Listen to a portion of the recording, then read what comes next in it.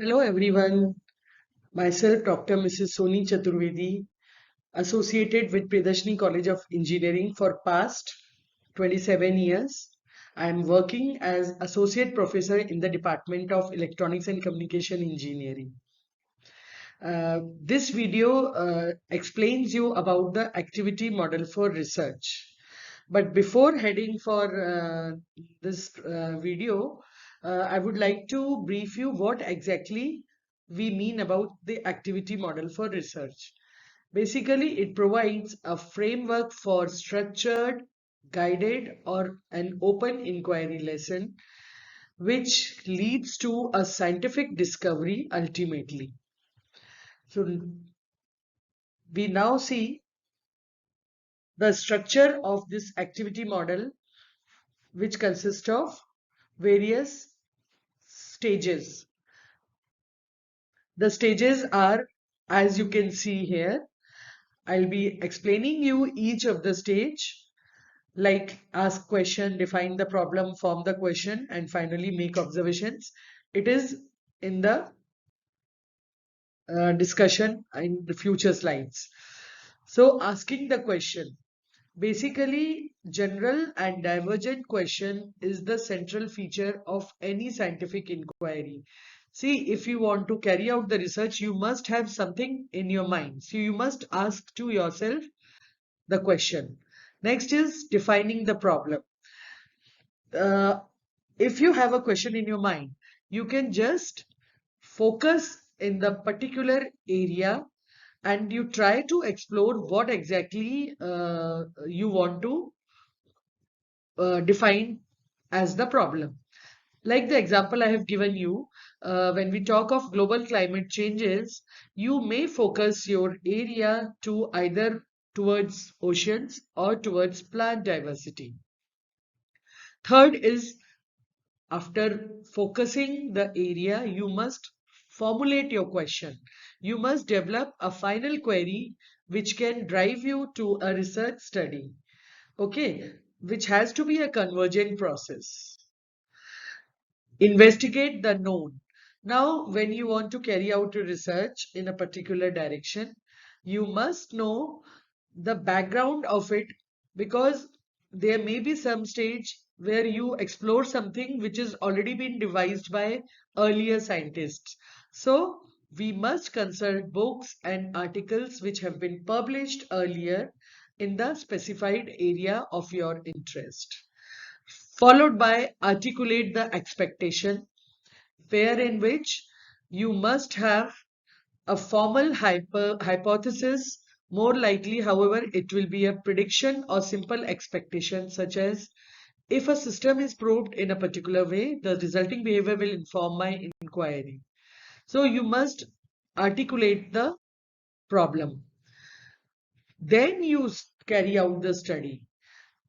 Now, for carrying out this study, you must have certain means to investigate your question, to gather the related study material, to collect the data information, and there are innumerable websites available which are authenticated one. For example, ResearchGate, Scopus, IEEE Digital Explore, which give you or which will enlighten the doubts in your mind, and which will rather create a spark to enlighten your query. We must examine the results. After we get the data, we must execute a different type of study, and you must be certain that your data should have a uh, valid acknowledgement. If you are uncertain, then you should repeat the study or engage in other activities to determine whether you can trust the study results. Once you find the results, you must reflect on these findings. What exactly it means? You try to conclude something. Some more considerable thinking is required about what your results are revealing. You must be in a position to explore the outcome of the results obtained.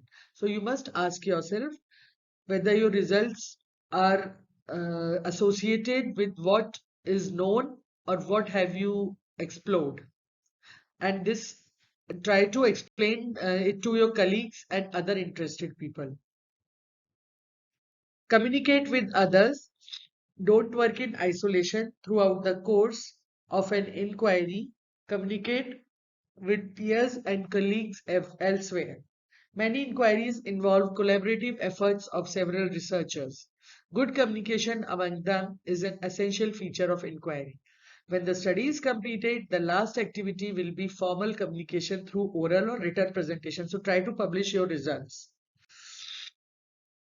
Final is your to make observations. Researchers should single out this activity as something they do at many different times in an inquiry. So observations may be the starting point for some inquiry, but you also accomplish them when you carry out the study and investigate the unknown. So these are the 10 points which will define the activity model of a research.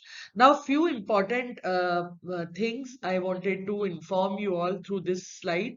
What research is not. It is not information gathering.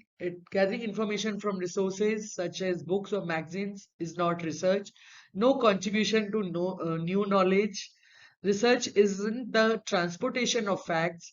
Merely transporting facts from one resource to another doesn't constitute the research. No contribution to new knowledge, although this might make existing knowledge more accessible. Pitfalls for research projects.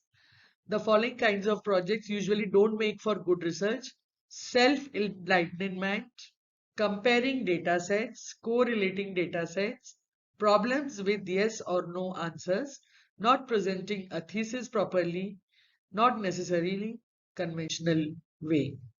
What your thesis must have.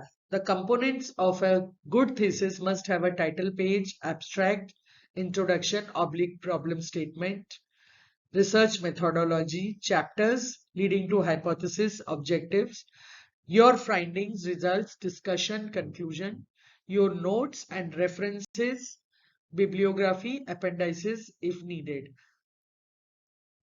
Point 3 and point 6 must be recorded. That's all from my side for this thesis. So I'll conclude this video with characteristics of a good research problems, like it should state the concepts or variables to be related clearly and unambiguously, should be testable, should be feasible given resources. Thank you. Thanks one and all.